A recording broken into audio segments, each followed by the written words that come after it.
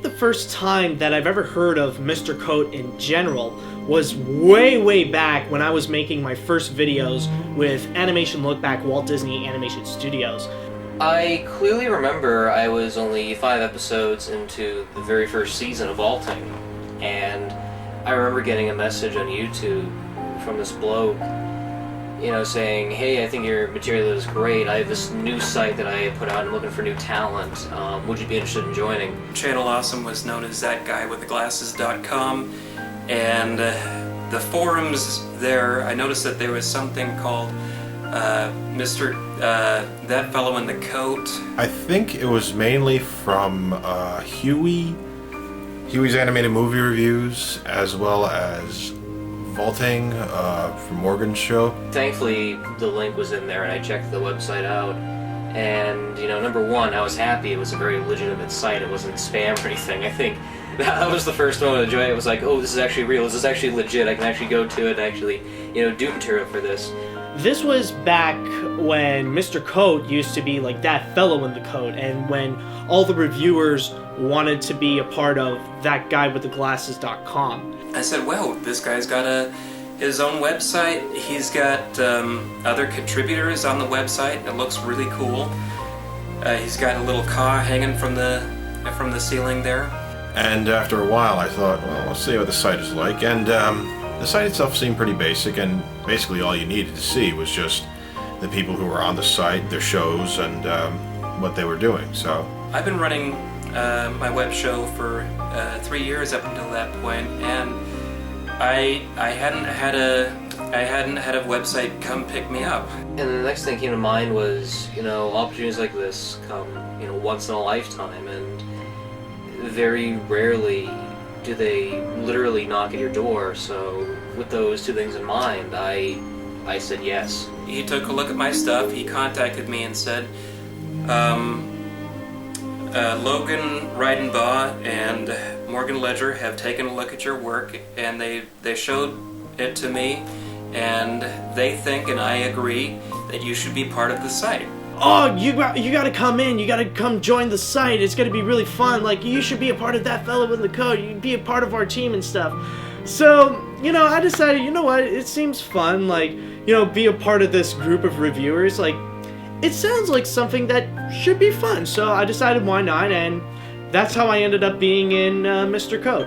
And I was very thankful to do so, otherwise my show would just either been not seen on YouTube, or the channel had just been terminated, and, you know, being online, making videos would just been all for nothing, you know? I felt was a good experience. And I felt that it was something I could be a part of as well. I just had to really find myself as I got to the site and try to work on my own show. I was like, whoa, yes, I'm all stepped up here. And ever since then, Mr. Coat and Friends, as it's now known, has just sort of been my ground zero. I would say that my finest achievement, like, in terms of the site itself, would be whenever I would do collaborations, or I would help out other reviewers and contributors of the website. Basically becoming a part of the site itself, and basically working with a lot of great people. The defining moment, I think, for me would probably have to be the Christmas Carol 3-parter, because for the longest time, there's nothing else I can think of that actually really topped what I worked on for that site. The Halloween and Christmas videos that I like to do every year, there's just something about those holidays that I love so much that just makes me want to go all out and put all kinds of effort in there. One of the most fun that I've actually had was working with Joey, a part of his Cloudy with a Chance of Meatballs 2 cartoon.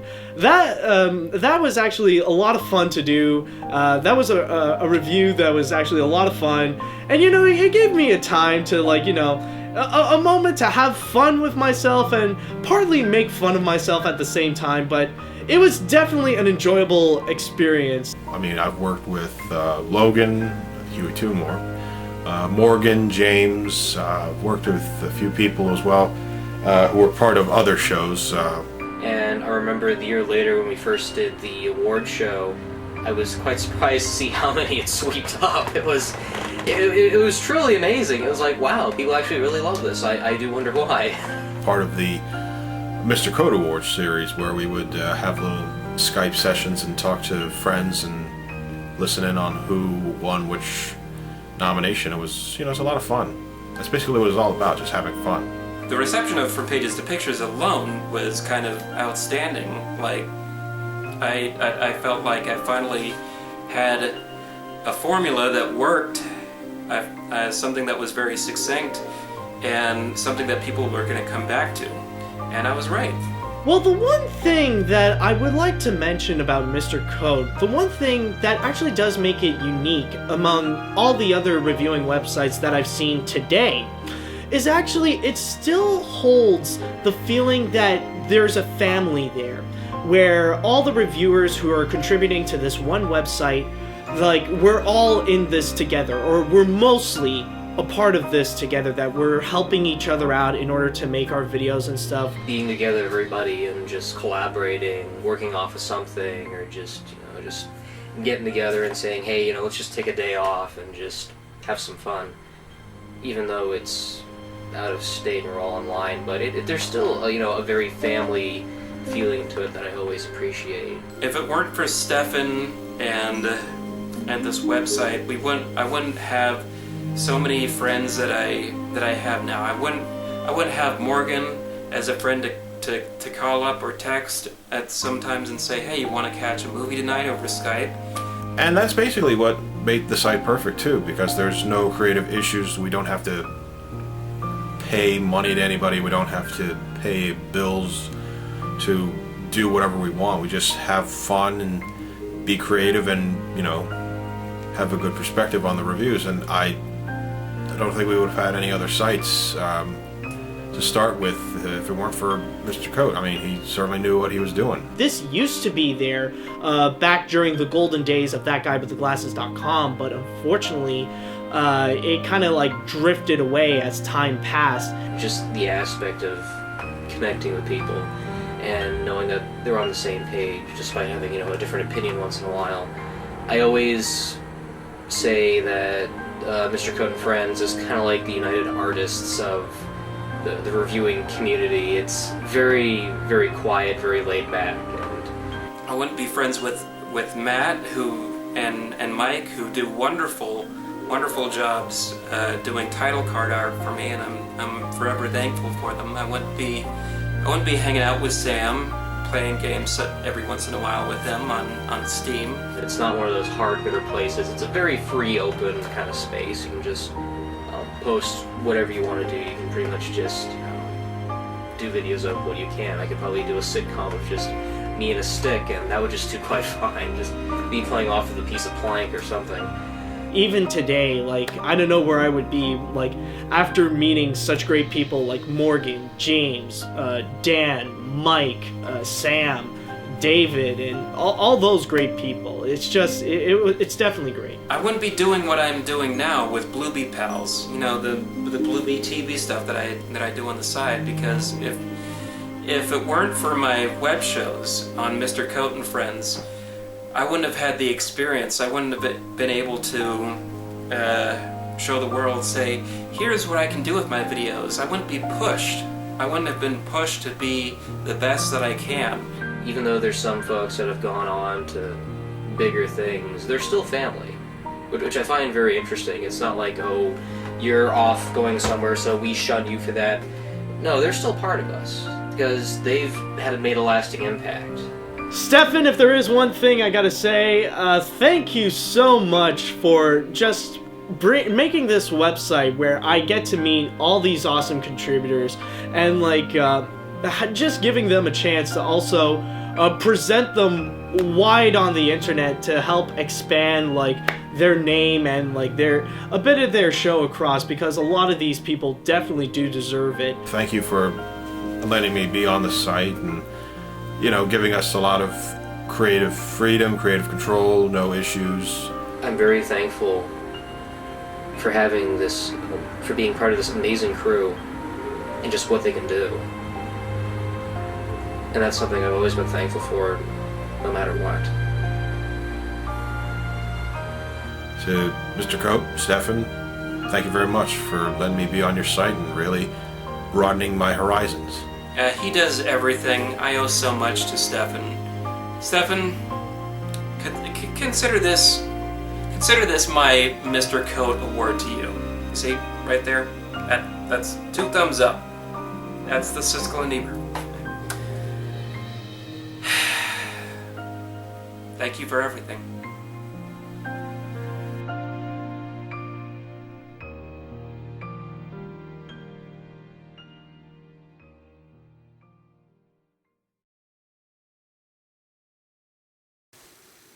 Good evening, everyone, and welcome to this year's Mr. Coke Contributor Awards. Thank you for that wonderful introduction, continuing to knock it out of the park every year. We have an exciting show planned for you today, with more special guests to come. 2015 has been quite an inventive year on both the internet and the entertainment industry as a whole. Looking at the cinema marquee, this was the year of bringing back so many classic properties. We got a new Star Wars flick, new Jurassic Park, we had the Peanuts movie, Mad Max, Goosebumps, National Lampoon's Vacation, Fantastic Four. Actually, maybe I shouldn't mention that last one. So many internet discussions escalated quickly over it. On television, we've also seen some nostalgic series be revived. The X-Files, The Powerpuff Girls, Full House. I half expect them to announce a new ALF show in the near future. Although those of you awaiting a Cosby Show revival, I wouldn't count on it. My Mother the Car is more likely to make a comeback. One of the big stories to rock certain parts of the internet was the closure of Blip.tv after Disney purchased the website. You might or might not be thinking to yourself, what kind of financial sense does that make, buying a website only to quickly shut it down? Sounds like a sure plan for bankruptcy. I mean, sure, Disney has Marvel, and Pixar, and Star Wars, and you know what? I think the mouse is going to be okay. So, let's just go ahead to the first award of the evening, given for the Best Special Guest Appearance. And the nominees are David Ganzel in That Show. That Show plus Doggins equals Kmart. He's got all these bags, got all sorts of... Look at this. He's got envelopes in a car. I mean, can you believe that? Envelopes in a car. Look, What the hell are you doing? What the fuck are you doing going through my car? You've won a sweepstakes? You're on Car Search, the reality show? Diamanda Hagen in Huey's Animated Movie Reviews, Winds of Change. And now the big question is, exactly how much will I want to hurt these people involved? Well, let's find out, shall we? Not yet. Why? I know how you are in your show, keeping all the curse words censored. Well, uncensor me! Trevor McCune in Some Jerk with a Camera, Escape from Tomorrow, Part 3. When we left that DVD for you at City Walk, we hoped you might be the one. The key to unlocking this mystery, wrapped in a riddle, inside an enigma, seasoned on a taco, wedged in a glove compartment, eaten by 2 dead emus, and left to rot in their godforsaken carcasses. I've seen your show, jerk. And if you don't have enough free time, no one does. And L.D. Taylor in Jaimetud, From Pages to Pictures, Paddington. I just flew in from South Central America. I need a place to crash for a while. You game? Oh, well, I might be able to arrange something. You got much baggage? Nah, I just stowed away on one of these planes. Man, all I got are these nachos. You know bears love nachos. Was that the same bear from The Revenant? I gotta remember to ask his autograph after the show. Anyway, the Best Special Guest Appearance goes to Diamanda Hagen in Huey's Animated Movie Reviews, Winds of Change.